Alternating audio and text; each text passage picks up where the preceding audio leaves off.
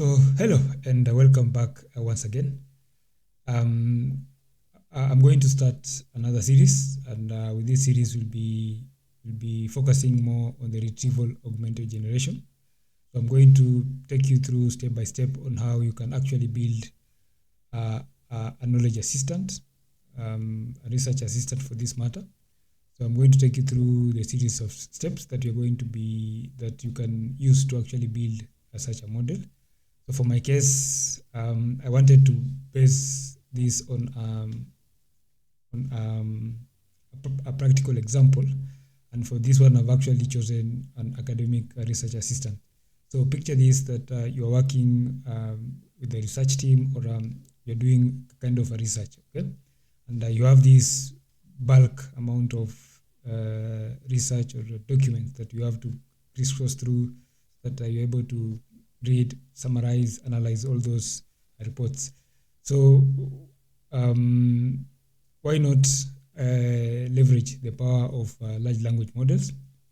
I think currently we have powerful large language models, but they are still being improved day in, day out. So why not? We can actually leverage the power of these large language models to enable you to actually build an academic research assistant. So picture this, it cannot just be within the academic sphere. You can actually use this in any complex task that actually requires a lot of reading and deciphering a lot of content. Okay, so you can picture it as such type of an assistant. Okay, so for this one, it will be quite an extensive series, but I just want to take it step by step. So from where we start until all the way to the end, where at the end of this, we can say that we have successfully built a research assistant. Okay, so for today, this is just about the day one, where I'm just going to take you through a brief intro and kind of what to expect along this journey. So for the day one of this hands-on workshop, again, I'm not going to be taking you through the theoretical component, the theoretical stuff on let's say on just showing you how to build this. Then I tell you, for embedding models, you need to select this. For your LLM selection, no. We're not going to take that route. We are going to build an actual research assistant. Okay, so it will be purely hands-on experience, so that at the end of this, you can actually say that you have learned how to build such RAG systems. So there are different ways to actually build these RAG systems depending on whatever scenario that you're going to be applying. So generally, I can say we have the multimodal, which maybe can take image data, and the normal one, I can just say it takes textual data. So I won't be focusing on the multimodal one. Okay, so let's start with at least the most basic. Then from there, we can augment this system, making it so that it can actually process both textual data and also image data. Okay, so for our academic research, this one we'll try to make it an enterprise one, so not just a simple one.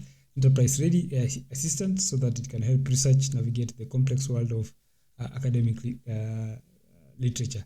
So swipe that academic literature. Maybe you're working in a legal domain. You have to actually do some research and so on. Again, you can just swipe that and picture it in that respective domain.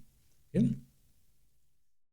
So what we are going to build under this is an enterprise-ready AI assistant. So it will be a powered retrieval augmented generation system to actually enhance accuracy and actually relevance. Okay, so you might not want to read the entire corpus of documents, but you just want to maybe stick to what is relevant. Okay, so maybe in terms of accuracy, and it might help us in terms of that. Then we on top of that, we actually need to build research the processing pipeline, okay? Because we need to create a system or a pipeline such that you can just ingest documents. Then from there, it will process those documents. Then from there, you can actually chat, interact with the multiple documents that you're going to be passing through your pipeline. Okay, so why academic research? So with academic research, we have access to millions of papers through these the various portals where you can get these papers, PubMed, Google Scholar, and so on. So there are quite extensive number of platforms where you can actually access these papers. Okay, so you can picture that the amount of information that is actually lying in those platforms. Also, because there are quite a number of papers that are being written. Okay, so to actually have a system that can actually process the new research or new discoveries that are being made, so that you're able to stay on top within the specific domain that you're working with. Okay, so again, in terms of complex content, those are technical papers, and also it provides an ideal testing ground for actually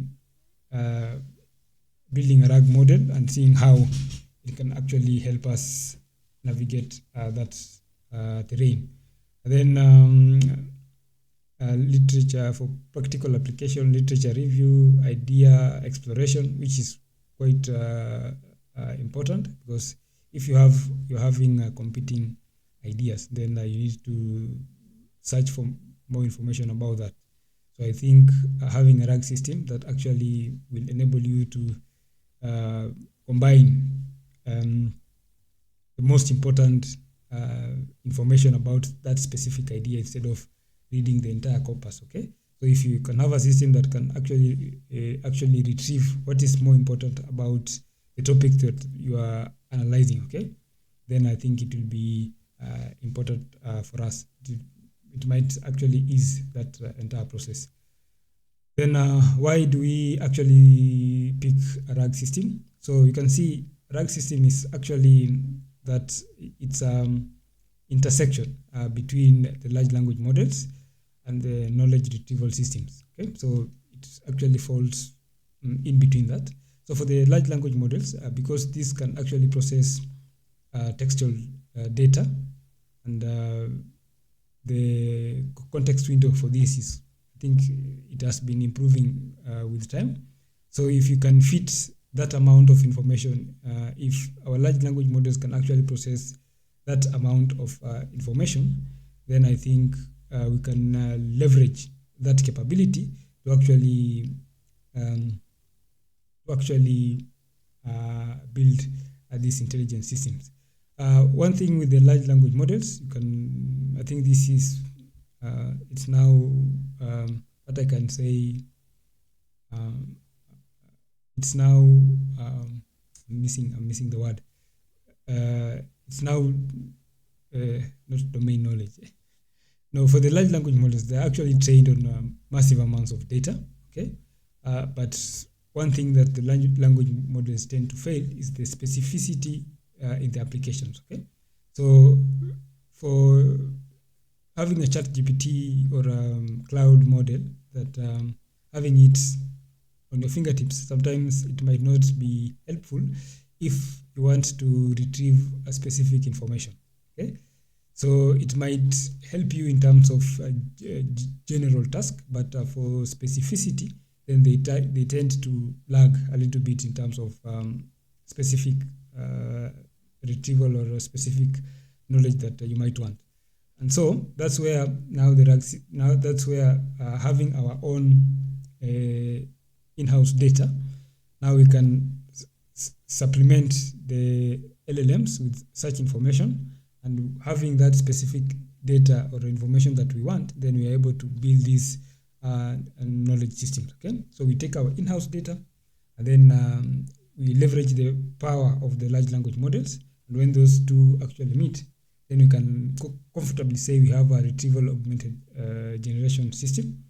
And this system can actually be context aware because we are supplying that with specific information that we want a response from, okay?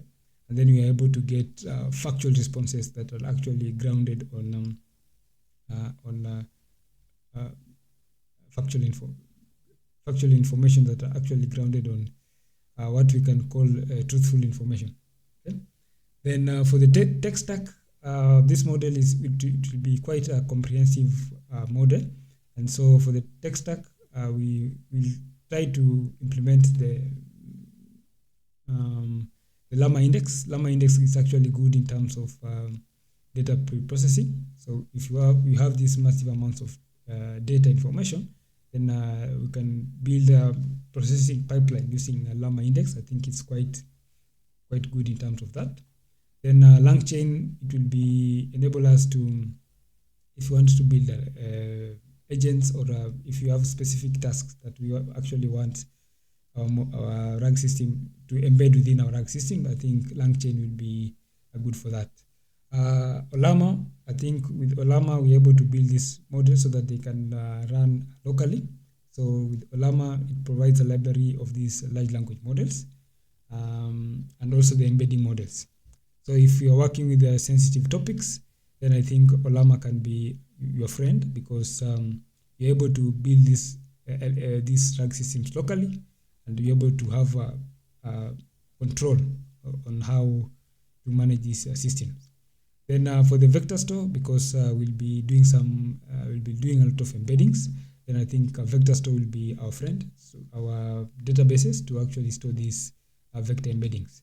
So I'll try to either, I think Faiz is from Facebook, and also Chroma. Chroma is also another a vector store. So again, this one you can just create within our local workstations, the Faiz and the Chroma. You can just create them within our local workstation to store those embeddings.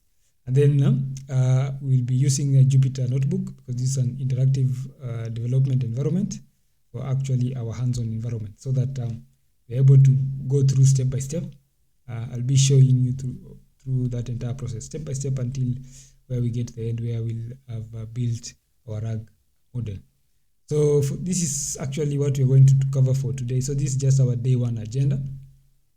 And with our day one agenda, we start by actually setting up the Python environment. So because we are working with the Jupyter Notebook, so I want to create a separate environment. And this environment will enable us to store install the dependencies that will be specific for this project. So I don't want a mix-up in terms of dependencies, because it might cause a lot of problems if the environment is being used with other projects. So I just want to create a separate environment, and with that environment we'll be able to install all the dependencies to ensure that all necessary libraries and tools are all installed within that environment. So it will enable us it will make our work a little bit easier. Then from there we can set up our Jupyter Notebook for that process. Then we can install Ollama, because Ollama provides a library of the LLMs as well as the embedding models that we can use. Then if time allows us, we can actually gather some research data, and then set it up for the next process, which will be about creating that pre-processing pipeline.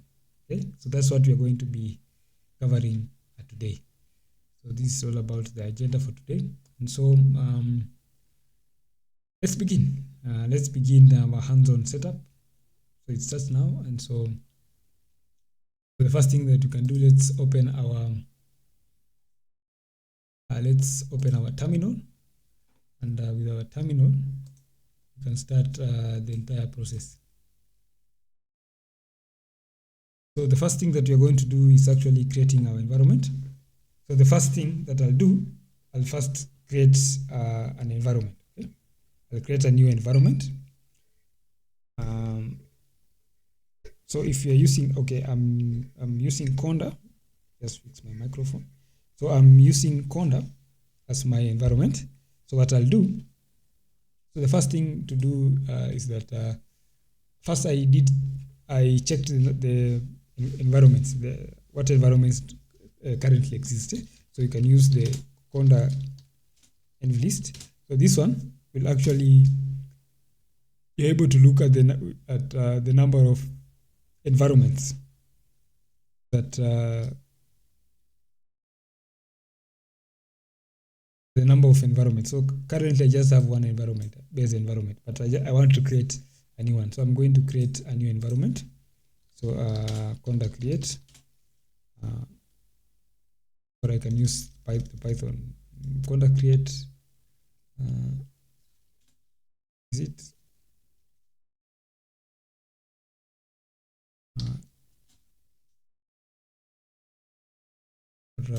I can use the Python. So Python, I think it's Python 3 hyphen m. Then can create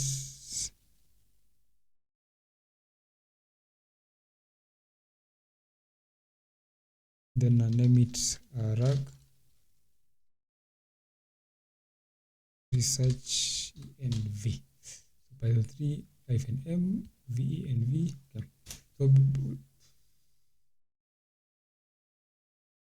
Okay.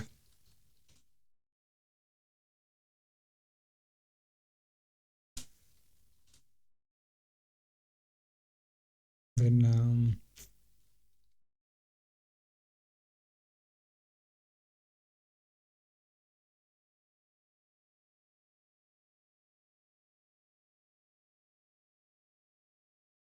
it's supposed to be name, so I actually forgot. So we can conda create hyphen name. I think I'll use, I'll use the name. Then I'll call it conda create hyphen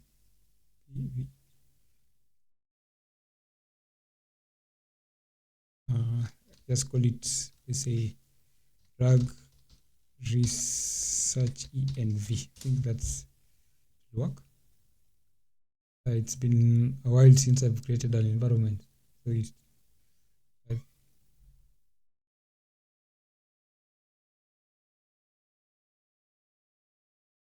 I think that one will work.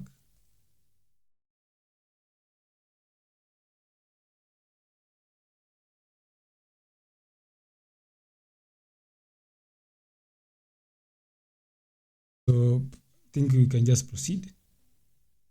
Just give me a minute. So,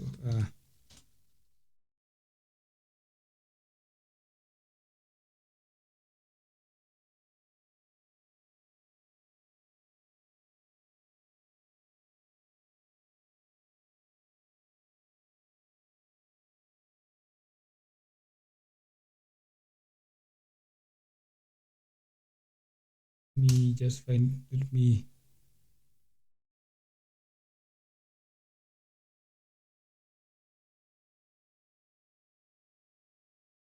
I think the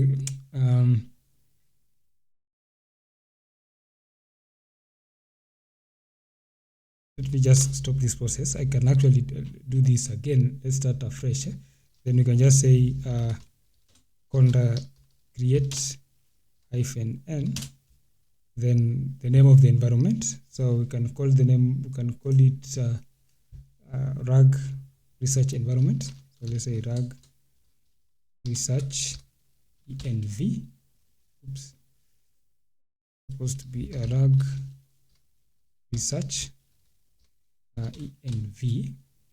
That one is okay. Then one thing that we need to do is to specify. Need to specify the Python environment, the environment version. So we can say Python 3.10, 9, or we can try, let's try version 3.11, then the yes notation, so that when you asked something like this, you can actually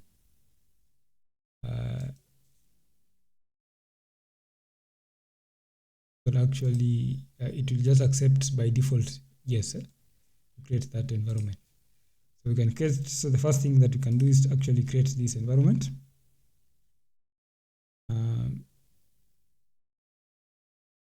So it might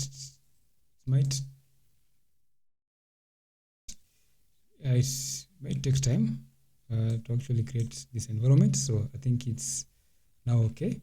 So now we are creating our Python environment, which is now, I think this one is okay. Now, once we create our environment, we'll have to install IPY kernel, because remember, we will be working with Jupyter Notebook. So I've decided to go with a Jupyter Notebook so that it's interactive, so that we're able to see step by step on how we can actually build such a model. So as opposed to using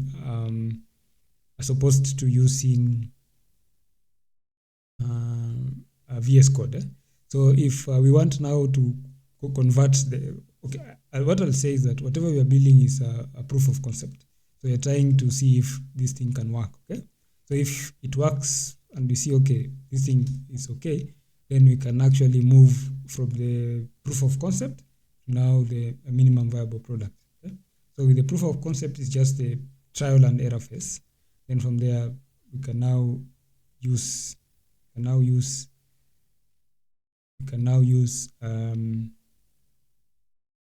VS Code to now come up with the actual model that is deployable. Okay, so you see now that will involve a lot of OOP, object-oriented programming. So I think this one is done, but I'm having problems with my. So I need to activate my environment. So on the activate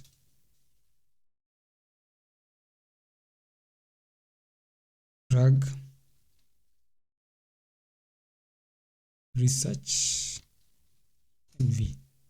So we have created our environment, and then we activate the environment. So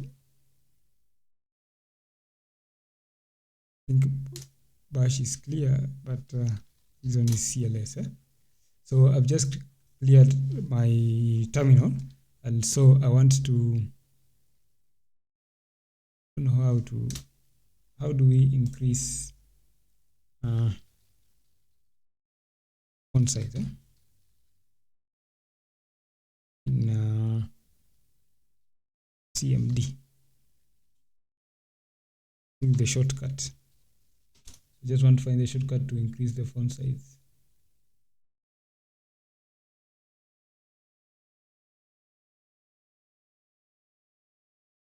So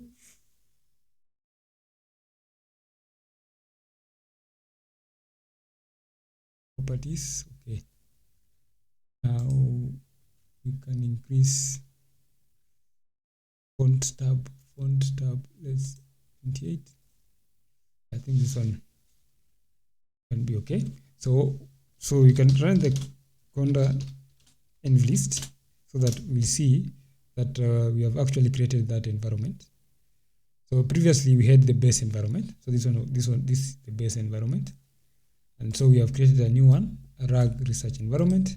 And we can see this notation, star notation. So this one just tells you that the RAG research environment is actually activated. It's the one that we are currently using.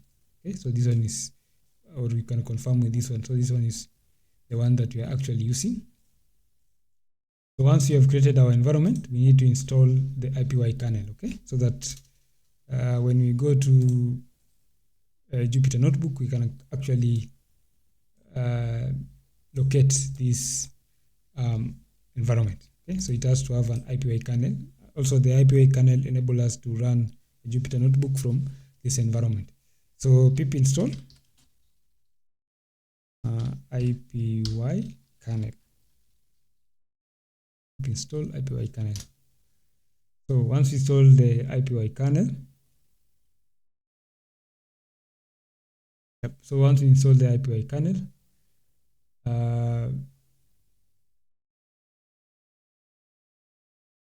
we can name this environment so that maybe to provide a display name. I'll show you once we are done, so that we're able to locate that environment when we will be working with the Jupyter notebook. So we can just give it time for it to actually execute this one.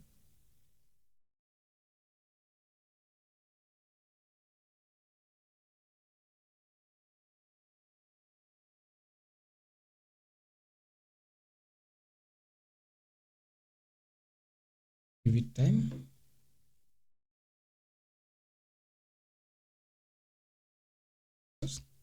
Once that is done, so can run the next command. So that is python -m ipy kernel, so that it's able to appear on the Jupyter notebook. Okay, so we can install user name.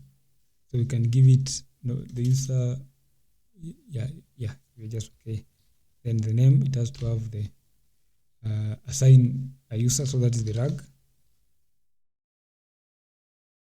research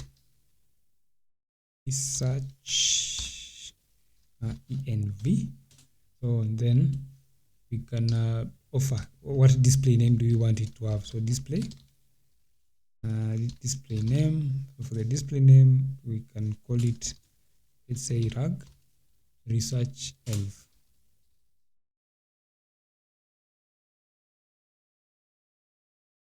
Research env, so RAG research env, so that we can locate our environment, and that environment will bear the name RAG research env. So let's try if that's going to work. So let me try to launch a Jupyter notebook.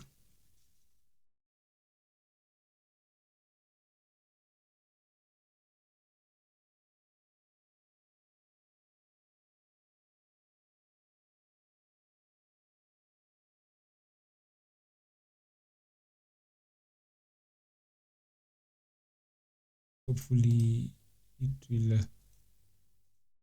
appear.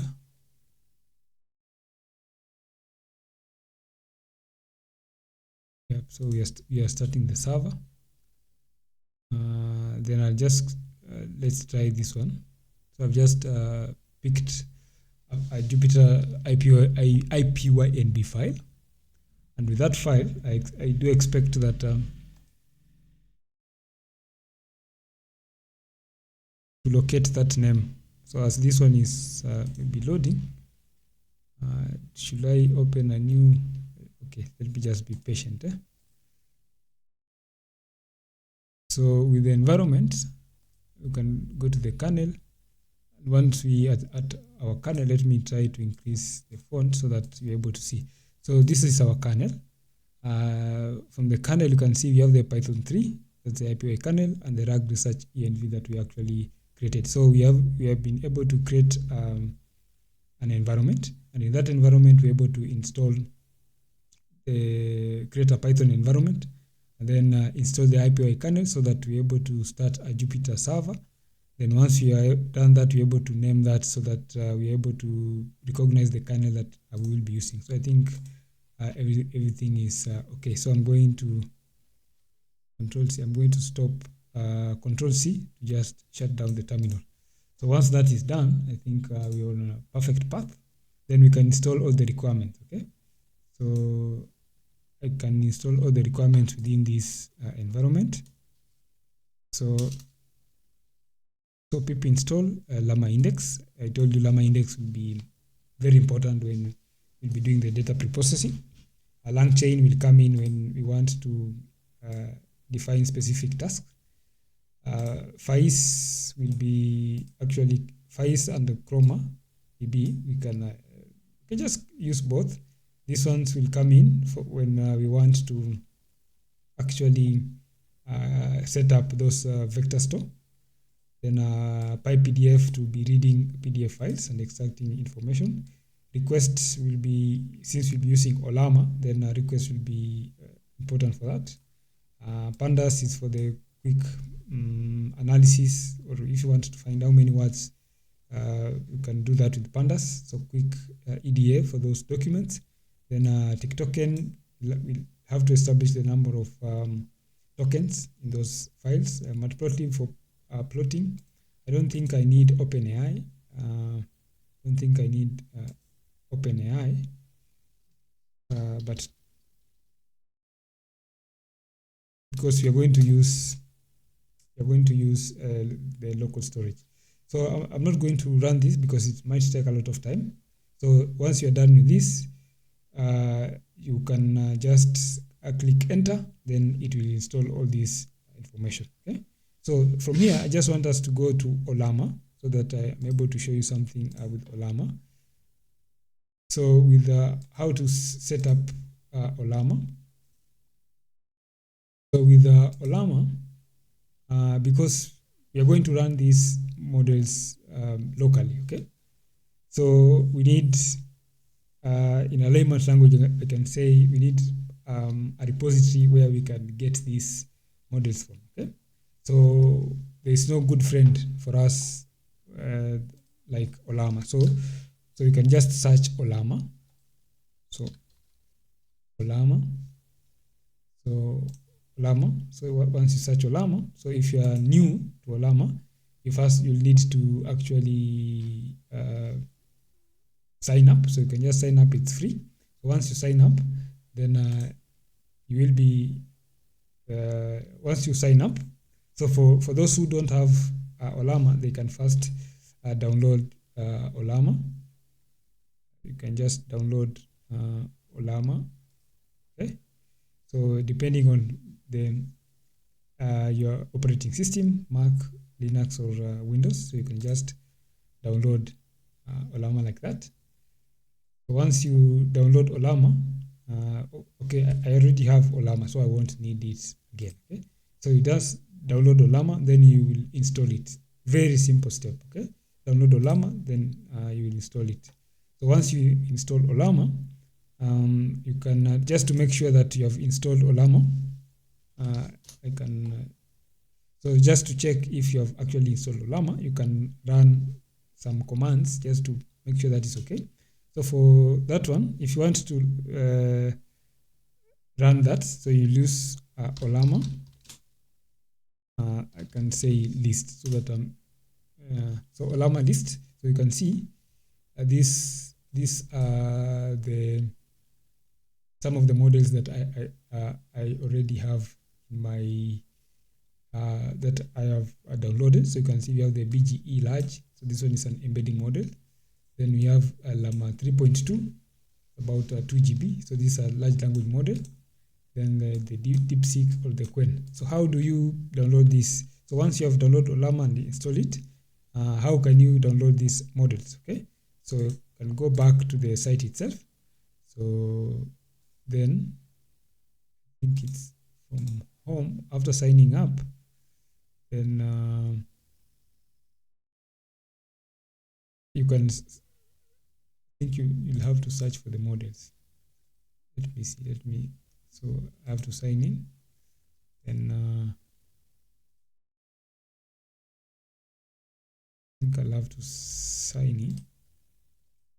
Once you sign in, yeah. So once you sign in, you have to actually find the models. So you can look for the models, or you can just do a general search. Okay. So I think OpenAI, I think currently they have the GPT OSS. I think you can now find this within Ollama. I think it's a new. I think it's what OpenAI is doing is that similar to what Ollama has been doing, providing these models to be used locally. So previously, you had to have an API key to send. You have to communicate through API keys. But right now, you can actually download such models and use them locally. So you can see the GPT OSS. The latest one is about 14 GB. Okay, I won't be downloading this one. Okay, so let's say I've been using DeepSeek. So you have DeepSeek. Okay, So you can just search DeepSeek. Again, here is the DeepSeek. So DeepSeek R1. Then you can look which model you can actually use. Okay. Of course, the bigger the model, or the more parameters the model has, the more heavier the model will become. Okay. And the more responses, or the more effective your model will become. But for demonstration purposes, I want to be actually using the 404 GB model from DeepSeek. So I'll try to minimize to about this one, which only has 1.5 billion parameters. So depending on the model that you're going to use, so you can just click on the model like this. Then there will be this command. So just copy this command and go back to your CMD terminal, and then you can just paste that here. So once you paste and enter, you're able to download this model. Okay. So for my case, I think I have Llama 3.2, DeepSeek, also the Quen. So we'll be trying to work with these models, trying to see which one will be work best for us. For the embedding models, again, you can just search embeddings. So we have different embedding models, but for my case, I like using I think it's the BI models, BGE large. Yeah, this one. I think this one is. I've been working with this one, and I think it has been working well. I think this one, the BI model. So I think this is the one that I'm using. Llama Pool BGE large. I think that's the one that I'm using. Yeah, this one. With about 335 million parameters and all that. So again, you can just copy the link, go to your CMD terminal, and then you can just paste that. So once you paste it,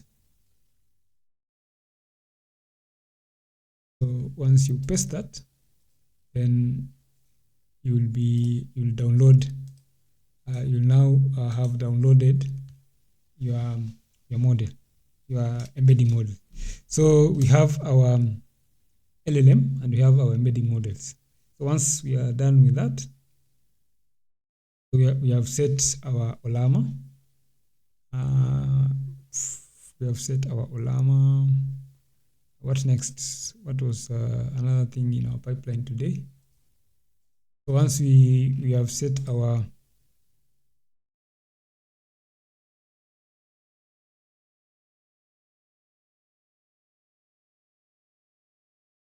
once you have set, so we have set up Python, installed the dependencies, set up a Jupyter Notebook. I think you have seen that. Then we did set up the Ollama. Then we can actually gather research data from AR. Sometimes this word is hard to pronounce. But maybe let me restart my Jupyter Notebook so that we can actually see how we can get data from that website, Arxiv.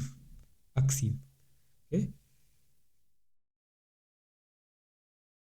So I'll just show you an example, but I will go through this in the coming class. So this one was all about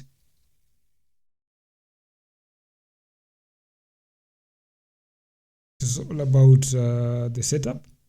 In the next one, it's when we are going to start with the data ingestion component, where we are going to ingest data from the different sources.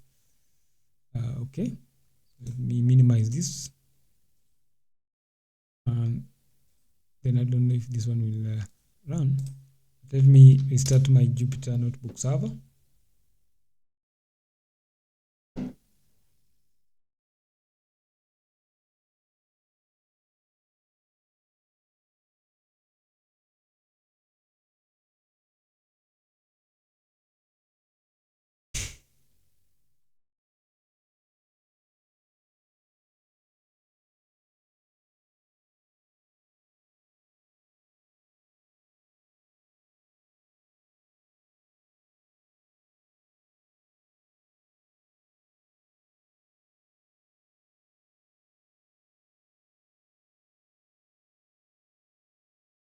So again, we're going to just paste that. So remember, we were using a request, so we'll be making a request to this website so that we're able to pull down papers. Then the query, then the URL, so that we're able to, if you find a paper that we want to download, then we can insert the query like this. Then we store it within the response object. Then you can now pass it as an XML file to extract the paper metadata and all that. Okay, so this is how this is a typical example of how we can set up the entire process to actually pull those research papers from whatever link we will be using. Okay, so I think that marks it. So that marks it, the activities for today. So just so that today day one agenda was all about just doing the setup. Then in the next phase, we are going to start with the first process, which I think will be dealing with the data preprocessing phase. Remember, RAG system. For this RAG system, we need to be ingesting data from different sources. Okay, so we need to set up a pipeline for that, where we can actually ingest that data, do some preprocessing on that data. Then from there, we can see what we can actually, how we can actually build this RAG system. So that marks the end of our day one. So watch out for the next first step in the coming video. So once again, thank you for your time. I appreciate you taking time to watch these videos. So if you haven't subscribed to this channel, please do so. Also, then set up, click the notification bell so that whenever there is any information, any video concerning such systems, you're able to get the notification. Okay, so thank you for your time, and see you in the next one. Bye bye.